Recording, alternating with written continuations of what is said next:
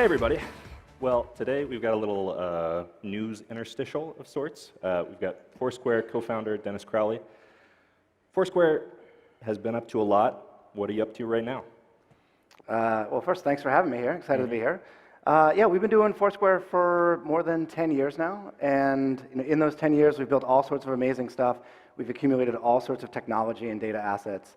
I think we've done an amazing job trying to share a lot of the things that we've built with the developer community, really starting with the API when we released that in 2009, 2010, and all the places that we were learning about around the world.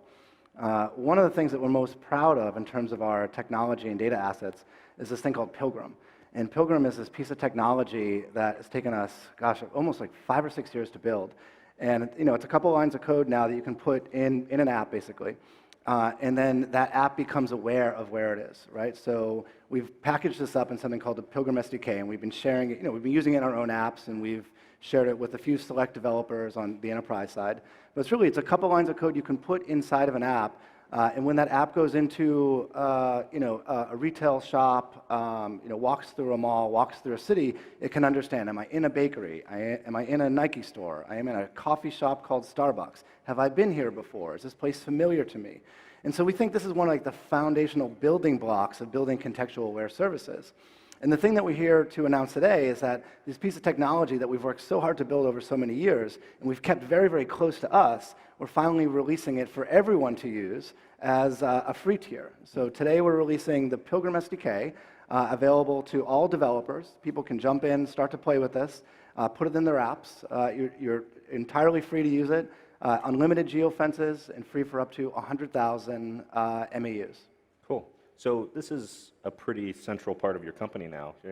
Out of the consumer space to some degree, and you're really focusing on Pilgrim. Yeah, exactly. We've built so much technology and data over the last 10 years or so, and we kind of see this vision of the future of apps that change based upon where you take them, apps that change based upon where they've been, where your phone has been.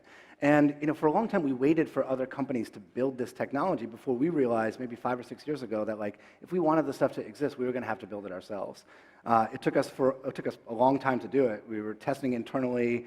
You see this stuff now in the Foursquare City Guide app and in the Swarm check-in app that we have, as well as a whole bunch of our enterprise partners. And so I think the thing that I'm most excited about is to take this technology, give it to as many developers as possible, and see what people end up doing with it. Whether they're making exercise or fitness apps, financial money tracking apps, health and wellness apps, game developers. There's just so many things that you can do in order to build apps that change based upon where you use them.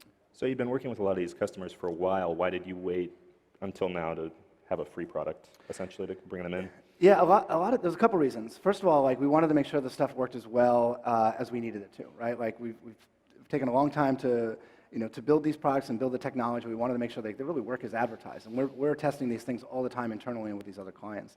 The second thing is, there's this thing of with great power comes great responsibility. You can make all sorts of amazing things with the technology that we built, but we're also very aware that people could use it in ways that we don't want them to use it.